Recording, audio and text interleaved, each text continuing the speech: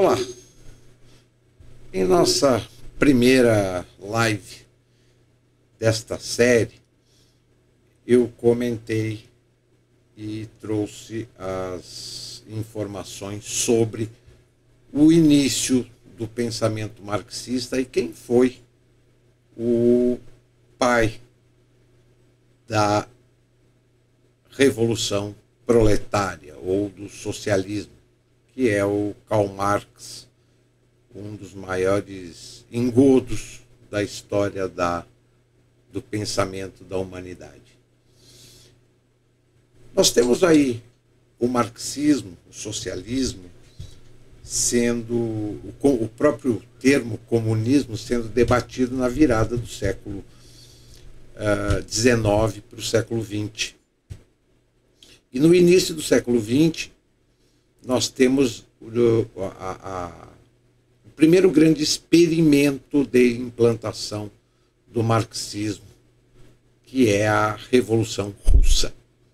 A Revolução Russa, infelizmente, ela é contada de uma maneira totalmente errada nos livros de história. Totalmente errada. Infelizmente, por décadas, se ensina a Revolução Russa de uma forma romântica, né, com seus líderes, com os seus movimentos camponeses e proletários, né, toda aquela ficção que a esquerda criou em cima daquilo que é um regime ditatorial, autoritário, censor e extremamente desumano. Mas então, neste segundo episódio, eu vou trazer aqui, vou falar sobre a Revolução Russa de 1917 e uma segunda revolução socialista que ocorreu em 1918 na Alemanha, que é a Revolução Socialista Alemã, também muito pouco comentada e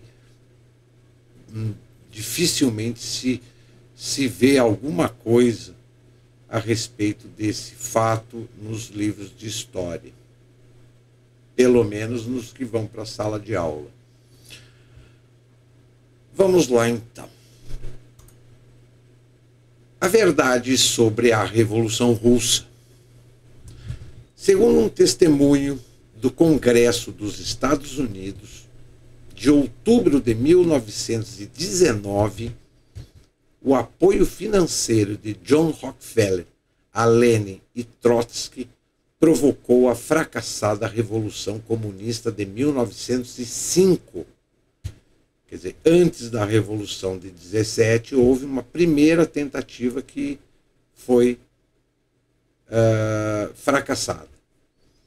A biografia do Rockefeller omite um detalhe insignificante, isto é, a afirmação feita em público por parte do banqueiro e investidor da família Rockefeller e presidente da empresa de investimentos de Nova York, Kuhn, Loeb Corporation, o jesuíta Jacob Schiff, também fundador do Federal Reserve, de que sem sua influência financeira a Revolução Russa nunca teria êxito. Então, já começamos a desvendar de que a Revolução Russa, tanto a primeira quanto a segunda tentativa, foram patrocinadas por banqueiros norte-americanos. Quer dizer, segundo os documentos do Congresso do Dr. Sutton, na primavera de 1917, Jacob Schiff começou a financiar ao Trotsky com o propósito de que prosperasse a Revolução Socialista na Rússia. A maneira em que Sutton descobriu esses incríveis documentos é realmente surpreendente. Esses preciosos documentos se encontraram em um expediente a mais do Departamento de Estado dos Estados Unidos. O documento mais importante data de 13 de novembro de 1918. Entretanto, O que é mais incrível ainda é o fato de que, em privado, Schiff estava contra o apoio ao regime bolchevique, como se demonstrou, e de novo documentos reservados, descobertos pelo Dr. Sutton, demonstram que Jacob Schiff, do Kuhn Loeb Company, também tinha financiado secretamente aos japoneses em sua guerra contra a Rússia. Outro fato omitido é que o emissário pessoal de John Rockefeller, George Kennan, passou 20 anos promovendo a atividade revolucionária contra o czar da Rússia, segundo o livro Rape of the Constitution, Death of Freedom, de Georgios Hatton. Quem financiou ao Kellman e por quê? A que custo? Além do desejo de criar um monopólio globalizador, tinha John Rockefeller alguma razão pessoal para desejar a queda do czar e apoiar a revolução? Depois, Rockefeller já não era nenhum adolescente idealista. A resposta segue hoje tão atual como há 100 anos atrás. Pelo petróleo. Antes da Revolução Bolchevique, a Rússia sucedeu aos Estados Unidos como o maior produtor de petróleo do mundo. Em 1900, os campos de azeite de Baku, na Rússia, produziam mais petróleo cru que todos os Estados Unidos. E em 1902, mais da metade das extrações mundiais eram russas. O caos e a destruição da Revolução destruíram a indústria de petróleo russa. Em seu livro Wall Street and the Bolshevik Revolution, o Dr. Sutton escreve: por volta de 1922, a metade dos poços estavam parados e a outra metade apenas funcionava devido à falta de tecnologia para fazer os produtos. A outra razão que tão pouco se menciona na biografia de Rockefeller é a concorrência. Como afirma Gary Allen, a Revolução eliminou durante vários anos a concorrência russa da Standard Oil, nos quais a empresa americana pôde mover as peças e fazer-se com parte do negócio do petróleo russo, movendo as peças do tabuleiro. Quando a Revolução de 1905 fracassou, os banqueiros reagiram. Lenin foi armazenado na Suíça até 1907, fora de perigo. Trotsky foi levado aos Estados Unidos, onde viveu sem pagar aluguel em uma propriedade da Standard Oil, em Nova Jersey. Como anedota, o Dr. Anthony Sutton explica em Wall Street and the Bolshevik Revolution que Leon Trotsky visitou a Espanha depois de ser expulso da França em setembro de 1916, por escrever artigos incendiários em um periódico parisino escrito em russo. Foi, segundo Sutton, escoltado educadamente até a fronteira espanhola. Alguns dias depois, a polícia de Madrid deteve-o para interná-lo em uma cela de primeira classe a um preço de 1,5 peseta ao dia. Depois, Trotsky foi transladado ao Cádiz e depois a Barcelona, onde finalmente subiu a bordo do Montserrat, um vapor da Companhia Transatlântica Espanhola. Trotsky e sua família cruzaram o Atlântico e desembarcaram em Nova York em 13 de janeiro de 1917. Quando o czar abdicou em 1916, Trotsky, com $10 mil de Rockefeller para gastos de viagem, foi conduzido ao Christiansfeld, com 300 revolucionários comunistas de Nova York. De onde tirou Trotsky seu passaporte? Quem o pagou? Quem lhe arrumou o trâmite e por quê? Foi o mesmo Rockefeller quem conseguiu um passaporte especial para Trotsky através de Woodrow Wilson, presidente dos Estados Unidos, e enviou Lincoln Stephens, um comunista americano, a serviço de Rockefeller, com ele para assegurar-se de que retornaria são e salvo à Rússia. Segundo arquivos desclassificados do governo canadense, em 13 de abril de 1917, quando o navio se deteve no Halifax, funcionários do Serviço Secreto Canadense e pessoal da Marinha Britânica levaram imediatamente ao Trotsky, sob instruções oficiais recebidas por cabograma de Londres em 29 de março de 1917, para confiná-lo na Nova Escócia, como prisioneiro de guerra alemão. O cabograma advertia da presença de Trotsky no Christian Fjord, dizendo que deveria ser retido à espera de mais instruções, já que esses socialistas russos viajam com o propósito de começar uma revolução contra o atual governo russo, em razão do qual Trotsky levava consigo $10.000 doados pelos socialistas. Mas por que ele foi detido? Porque o serviço secreto fora informado que Trotsky tiraria a Rússia da guerra, liberando assim aos exércitos alemães para atacar as tropas da frente ocidental. O que aconteceu depois assemelha-se ao clima político atual no erroneamente chamado Canadá Livre. Como no Canadá de hoje, a influência dos Rockefeller está atrás dos movimentos separatistas de Quebec. Os políticos de então estavam sob a influência da família Rockefeller.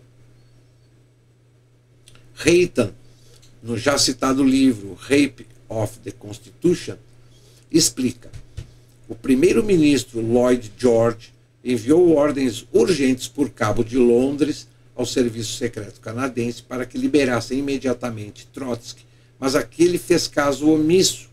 Trotsky foi finalmente liberado graças à intervenção de um dos escravos mais fiéis aos Rockefeller, o ministro canadense Mackenzie King, um antigo especialista em laborismo dos Rockefeller.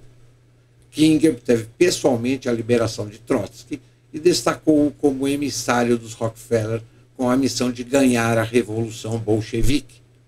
Portanto, o Dr. Hammer, que proclamava em voz alta sua influência na Rússia como amigo de Lenin, teve um papel insignificante em comparação com o respaldo que deu Rockefeller ao socialismo mundial. Por que o implacável John Rockefeller apoiou Trotsky? Por que Trotsky, o revolucionário bolchevique, como John Dee e o resto de sua família, advogava pela revolução e pela ditadura mundial por sua uniformidade ideológica e seu compromisso com o internacionalismo liberal? Os bolcheviques e os banqueiros, então, têm algo em comum: o internacionalismo do projeto, explica uma e outra vez Anthony Sutton. Tanto Allen como o Dr. Sutton chegam à mesma conclusão: a revolução e as finanças internacionais têm os mesmos objetivos comuns: a erradicação dos poderes descentralizados, muito mais difíceis de controlar, e o estabelecimento de um governo mundial único, um monopólio do poder que se perpetue no tempo. Graças ao heróico trabalho das outras impressionantes obras do Dr. Sutton, as provas da implicação dos Rockefeller na organização, patrocínio e apoio à Revolução Russa são tão inumeráveis e avassaladoras que simplesmente não admitem discussão. Possivelmente poderia resumir o grau de crueldade com um exemplo. Para os Rockefeller, o socialismo não é um sistema para redistribuir a riqueza, e muito menos para redistribuir sua própria riqueza, a não ser um sistema para controlar as pessoas e a concorrência. O socialismo põe todo o poder nas mãos do governo, e como os Rockefeller controlam os governos, isso significa que eles têm o controle de fato, mesmo que você não saiba, não significa que eles não saibam. Como curiosidade, Trotsky se casaria depois com a filha de um dos banqueiros mais ricos, Livotovsky, quem também respaldou a Revolução Russa. Tecnologia americana nas mãos dos socialistas. Em 1926, a Standard Oil de Nova York, do Rockefeller, e sua subsidiária, a Vacuum Oil Company, através do Chase National Bank, fechou um acordo para vender petróleo soviético nos países europeus. Nesse momento, se informou que John Rockefeller fazia um empréstimo aos bolcheviques de 75 milhões de dólares, parte do preço do acordo. Como resultado do trato, em 1927, o sócio secreto da Rússia, a Standard Oil de Nova York, construiu uma refinaria de petróleo na Rússia. Portanto, John Rockefeller, conclui o autor, o caudilho do capitalismo ajudou a recuperação da economia russa. O governo dos Estados Unidos não reconheceu oficialmente ao Estado soviético até 1933. Como é possível que cidadãos privados, por mais ricos e influentes que sejam, tenham colaborado com o regime soviético assassino, quando isso ia explicitamente contra da lei, segundo o Congresso dos Estados Unidos? Além disso, não eram só cidadãos privados os que colaboraram na criação do monopólio soviético, mas sim mesmo o próprio presidente Wilson aprovou tal colaboração. O Dr. Sutton acrescenta em seu livro: este foi o primeiro investimento dos Estados Unidos na Rússia da Revolução.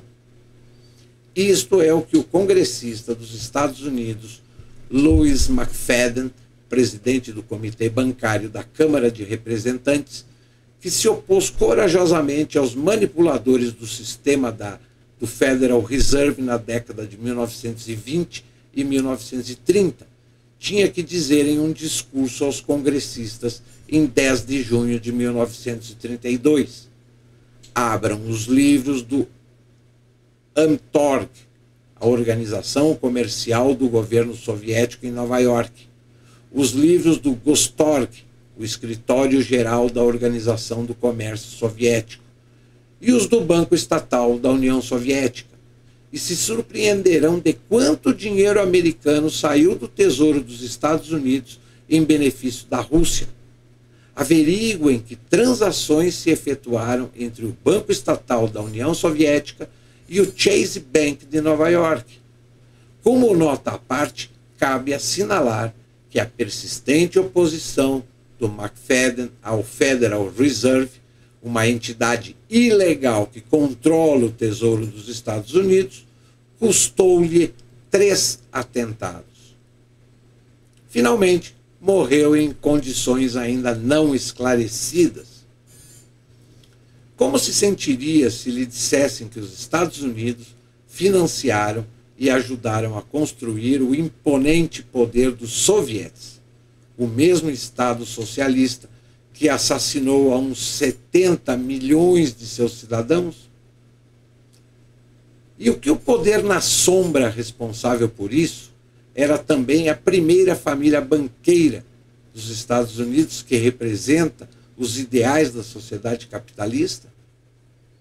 Que os Estados Unidos transferiram secretamente à Rússia a tecnologia mais sofisticada e cara do momento, para assim criar um inimigo visível para justificar os novos métodos de coerção e terror, e agora o fazem com a China, às custas de seus próprios compatriotas? Tristemente, tudo isso forma parte do grande desenho da nova ordem mundial, para conseguir o governo mundial único, controlado pelos globalizadores. Devem unir-se diferentes nações para que o público geral aceite inicialmente os benefícios do governo mundial único. Deve vender a ideia de que tal união tem vantagens e benefícios, como que o bloco de comércio livre não suporá uma perda de soberania. O problema é que já hoje perdemos nossa soberania. O governo mundial único invadiu todos os aspectos de nossa vida, atando-nos uns tratados desconhecidos, umas leis e umas regulações obscuras, muito difíceis de compreender.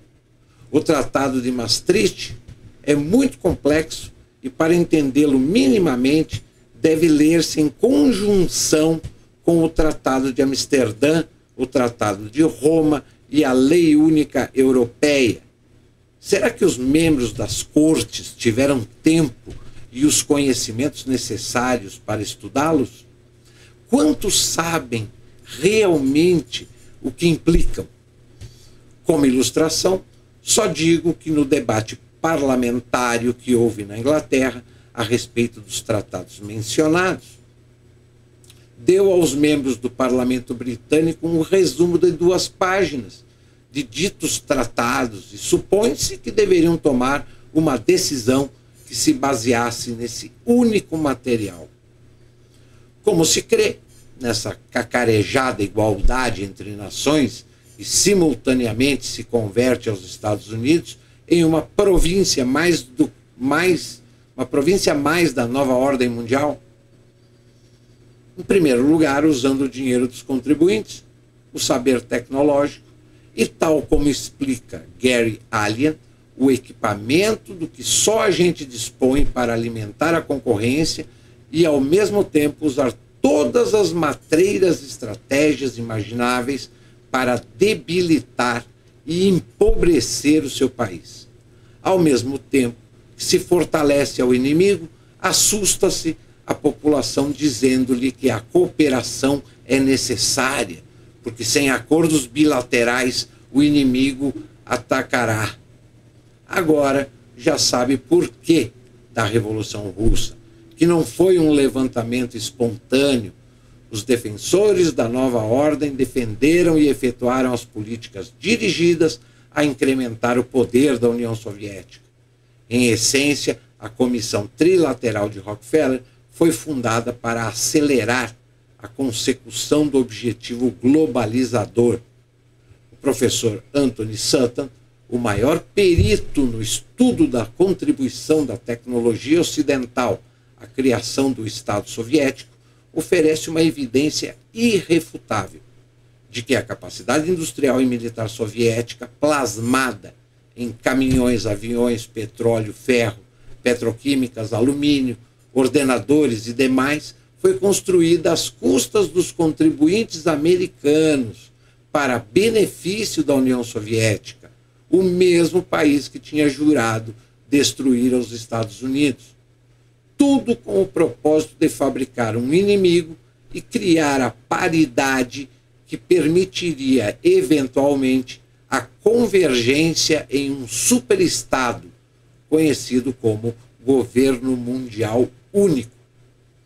Como diz Gary Allen, ninguém tentou sequer refutar as fortes palavras desse estudioso chamado Anthony Sutton. Em Wall Street and the Bolshevik Revolution, Sutton afirma: a tecnologia soviética não existiria na realidade. 95% procedia direta ou indiretamente dos Estados Unidos e seus aliados. Quantos bilhões gasta os Estados Unidos para defender-se contra um inimigo fantasma, criado e alimentado e mantido por eles mesmos?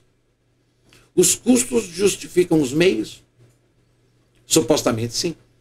Recorde: a grande fusão será controlada pelo mesmo grupo Bilderberg, CFR e CT, que está orquestrando entre os bastidores os blocos regionais e as uniões monetárias temporárias. Embora pareça estranho, parece que os Estados Unidos querem que o inimigo continue inimigo. Sem um inimigo visível e justificável, nenhuma população, apesar da manipulação, cederá voluntariamente seus direitos e liberdades individuais. Sutton oferece milhares de provas documentadas de seus achados. Por exemplo, A Marinha Mercante Soviética, no momento de escrever seu livro, era a maior frota do mundo, com 6.000 navios.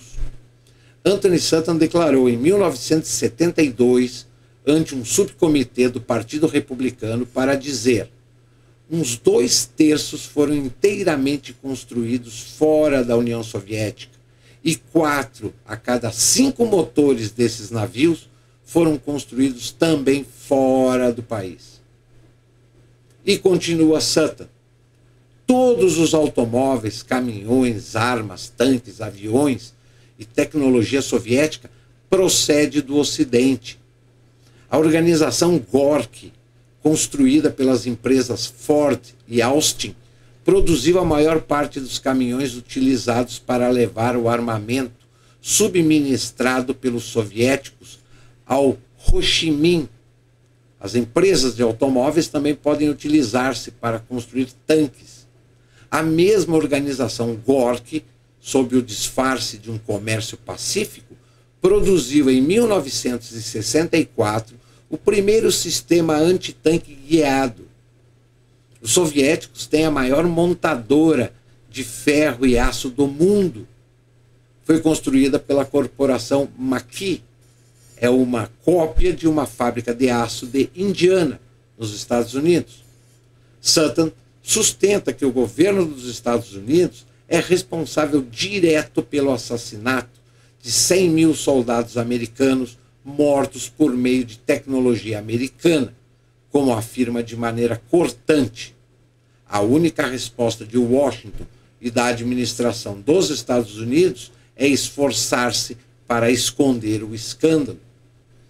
Nada do que digo tem sentido, se acreditarem nas mentiras propagadas pelo poder a respeito dos malvados socialistas.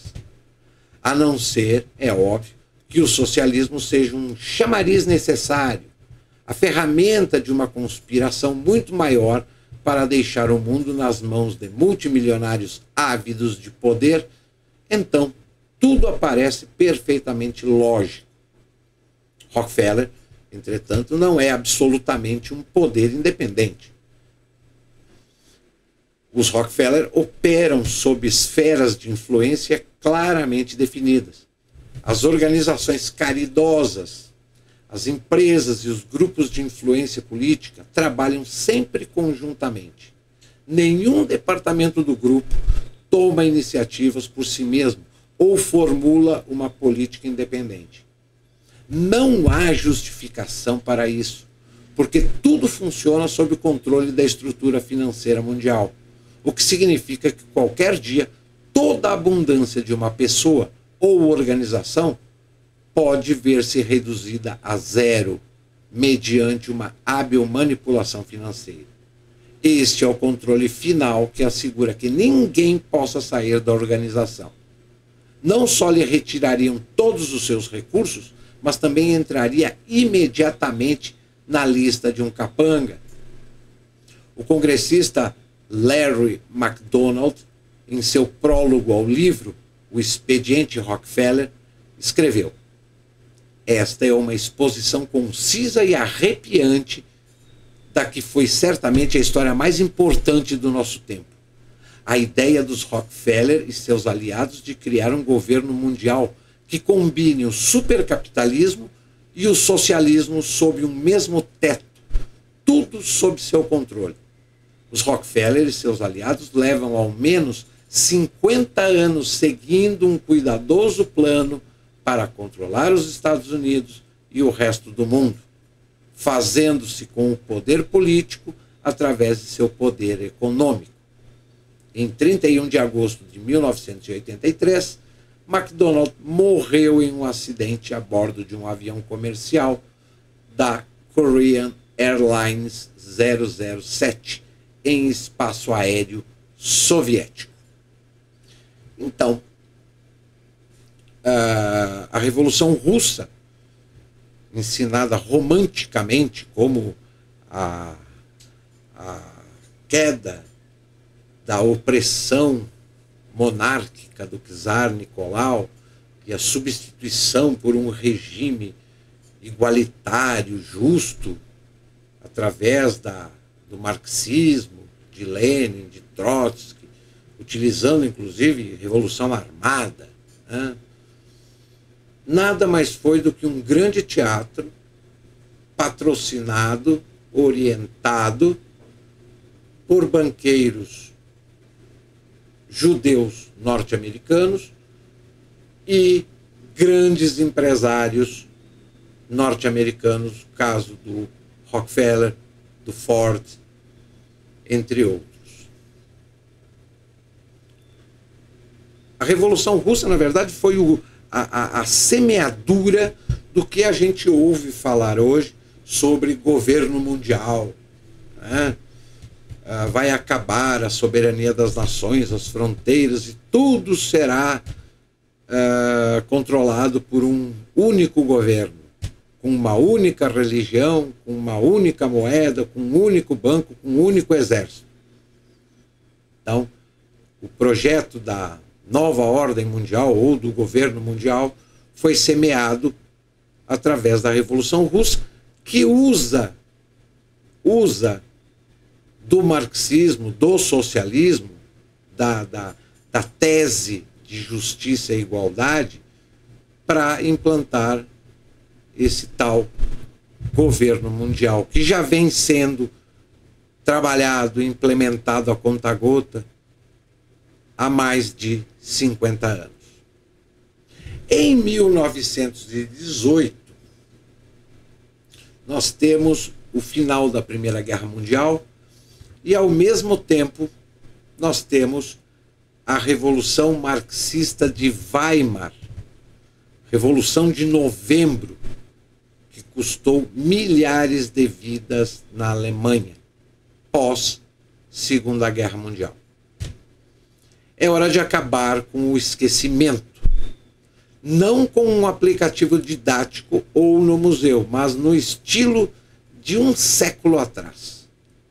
Trazer 4 bandeiras vermelhas e 8 cartazes, sendo 4 com a inscrição "Abaixo a Guerra" e 4 com "Eleições Livres", além de 120 braçadeiras vermelhas, é o que consta na lista de material para a ação A Revolução Avança, uma onda de manifestações organizada pela Associação Weimar Republic, que no início de novembro de 2018 atravessa a Alemanha até os principais palcos da revolta de 1918. Chega-se de trem aos eventos programados nas ruas e praças das antigas cidades revolucionárias, da mesma forma como na época a ferrovia ajudou a espalhar a Revolução Socialista por toda a Alemanha dentro de poucos dias. O trajeto inclui 47 estações ferroviárias e em cada parada está previsto um flash mob de 15 minutos com atores e figurantes. Segundo o organizador, as ações darão uma ideia de como se lutou pela democracia 100 anos atrás na Revolução Marxista de Weimar de 1918. Mesmo hoje em dia é difícil determinar quando a Revolução começou exatamente. No fim de outubro de 1918, o comando da Marinha Imperial queria enviar a frota de alto mar para uma última batalha, uma derrota heróica. Mas a guerra já estava perdida. Em fins de setembro, o Supremo Comando do Exército, os generais Ludendorff e Hindenburg, comunicaram a Berlim que a Alemanha não conseguiria mais vencer a guerra e deveria solicitar um armistício aos aliados. Os marinheiros em Kiel se recusaram a cumprir as ordens de partir. O motim virou uma insurreição, à qual se juntaram os soldados do exército e logo depois os operários. Já em 13 de novembro, estes se organizaram em conselhos, formulando claras exigências políticas, como a abdicação do imperador Guilherme II e o término imediato da guerra. A chama revolucionária não tardou a inflamar outras guarnições e conselhos de operários e soldados foram criados também em Hamburgo, Bremen e Lübeck. Em 7 de novembro, o último rei da dinastia Wittelsbach abdicou em Munique. Em seguida, os monarcas começaram a cair por todo o império. Na época, o Império Alemão era um estado federal, composto por 26 membros federados, dos quais 22 reinos, ducados ou principados. Ladeado pelos generais von Hindenburg, Ludendorff e o imperador Guilherme II, eles estudam os mapas. Quando em 9 de novembro a Revolução chegou a Berlim, os acontecimentos se precipitaram na capital do Império. O primeiro-ministro Max von Baden, chefe do primeiro governo de transição, recém-instituído, anunciou a abdicação do imperador Guilherme II. Este, porém, se encontrava no quartel-general militar em Spa, na Bélgica, e não declarara ainda sua renúncia ao trono, ato que acabou, porém, pronunciando na mesma tarde, sob pressão. Às 14 horas, de uma janela do parlamento, o Reichstag, o deputado social-democrata Philipp Scheidemann proclamou a República. Vencemos em todas as frentes. O velho não existe mais. Com isso, ele se antecipou em mais de 2 horas ao socialista de esquerda Karl Liebknecht, que, por sua vez, contando com o apoio dos chefes revolucionários do operariado berlinense, declarou a República Socialista da Alemanha diante do palácio da cidade de Berlim. Devido à questão dos créditos de guerra, havia um racha na ala esquerdista da Alemanha. De um lado estava o Partido Social Democrata, do outro o Partido Social Democrata Independente. Essa divisão ficou ainda mais evidente em 9 de novembro. Enquanto o Partido Social Democrata majoritário, liderado por Friedrich Ebert e Philipp Scheidemann, queria uma democracia parlamentar e acreditava não conseguir governar a Alemanha sem as antigas elites do poder, muitos dos independentes decidiram seguir um outro caminho. Sobretudo, a Liga Espartaquista, fundada por Karl Liebknecht e Rosa Luxemburgo, via na União Soviética e na Revolução Russa de 1917 um modelo para a Alemanha. Todo o poder aos conselhos tornou-se logo palavra de ordem do movimento.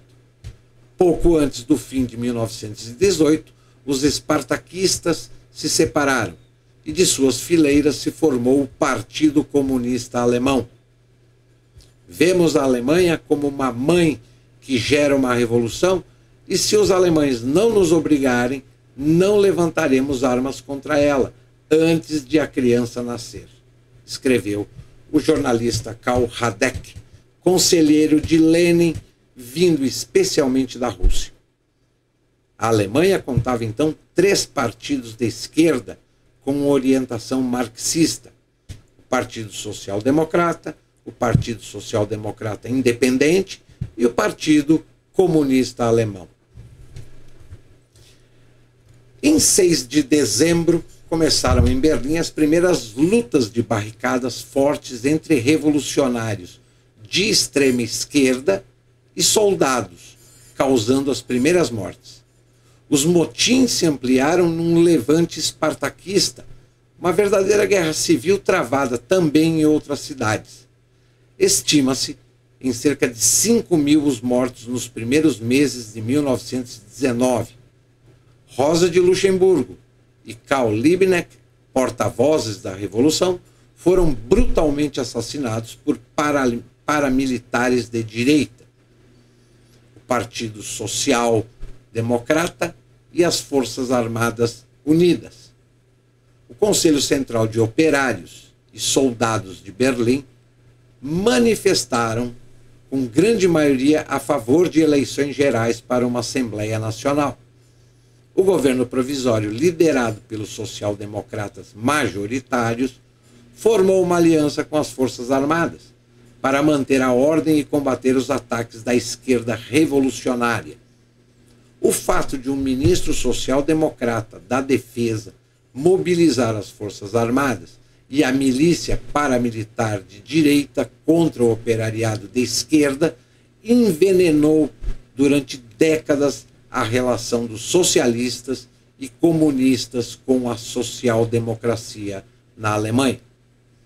Com a derrota do levante espartaquista, os alemães elegeram uma Assembleia Constituinte em 19 de janeiro.